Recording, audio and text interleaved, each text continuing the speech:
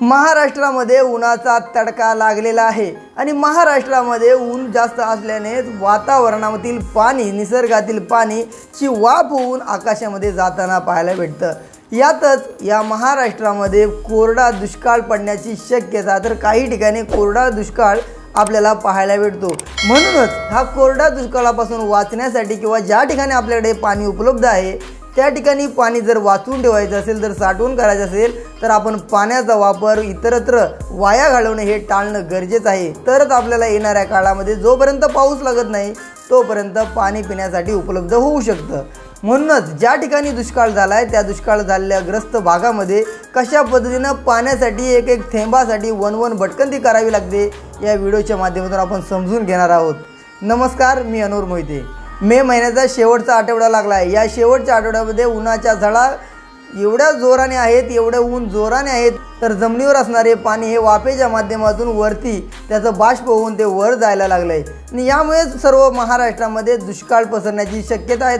तर काही ठिकाणी दुष्काळ पसरला आहे, तर काही महाराष्ट्राच्या भागामध्ये या सर्व गोष्टीमुळे पाण्याची वाफ होऊन आणि पाणी आटल्यामुळे दुष्काळ पडल्यामुळेच सर्व बागाच्या बागा करपू लागल्यात। त्याच पद्धतीनं लोकांना पाणीसुद्धा पिण्यासाठी उपलब्ध नाही। थेंब थेंब पाण्यासाठी नागरिकांना वन भटकंती करावी लागते। 2-2, 3-3, 5-5 किलोमीटर अंतरावरून पाण्याच्या घागरी 1-1, 2-2 अंडे आणावे लागतात, तरच त्यांना पाण्याची समस्या सोडवता येऊ शकते। आणि अशा प्रकारे एवढा त्याग करून एवढं दूर जाऊन पाणी घेऊन येणं किती अशक्य गोष्ट असते, ही ज्या व्यक्तीकडे पाणी नसतं त्यांना जाऊन विचारलेलं बरं। म्हणूनच अशा प्रकारे आपण जे पाणी कधी वाया घालवतो ते वाया घालवू नका आणि येणाऱ्या काळामध्ये आपल्याला ते पाणी जपून वापरणं गरजेचं आहे। तर अजून काही दिवस पाऊस येईपर्यंत पाणी जपून वापरणं गरजेचं आहे।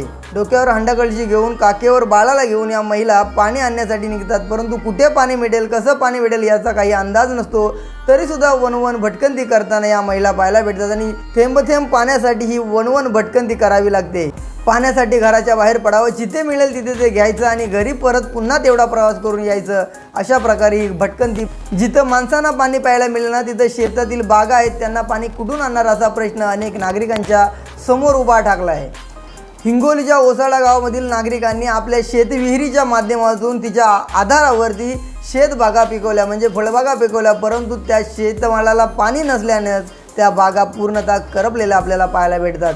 त्यांना पाणी पिण्यासाठी नाही तर झाडांना पाणी कुठून देणार असा प्रश्न त्यांच्यासमोर निर्माण झाला आहे। या सर्व पाण्याचा परिणाम त्या असणाऱ्या लागवडीवर म्हणजेच पिकावरती होताना पाहायला भेटतो। अनेक पिकं गळून खाली पडताना पाहायला भेटतात, तर काही सुकलेली पाहायला मिळतात। या सर्व गोष्टीचा परिणाम येणाऱ्या काळामध्ये शेतकऱ्याच्या आर्थिक उत्पन्नावर होणार आहे।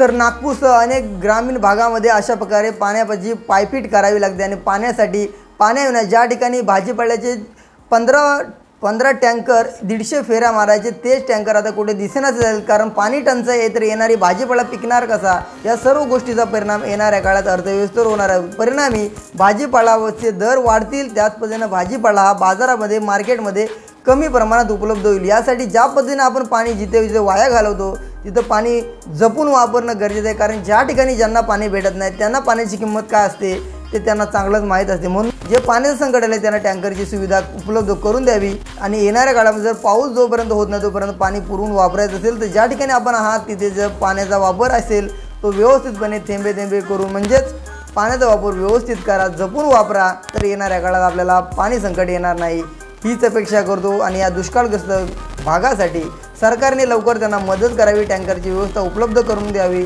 कारण थेंब थेंब पाण्यासाठी त्यांना पायपीट करून वन भटकंती करावी लागते। जय महाराष्ट्र।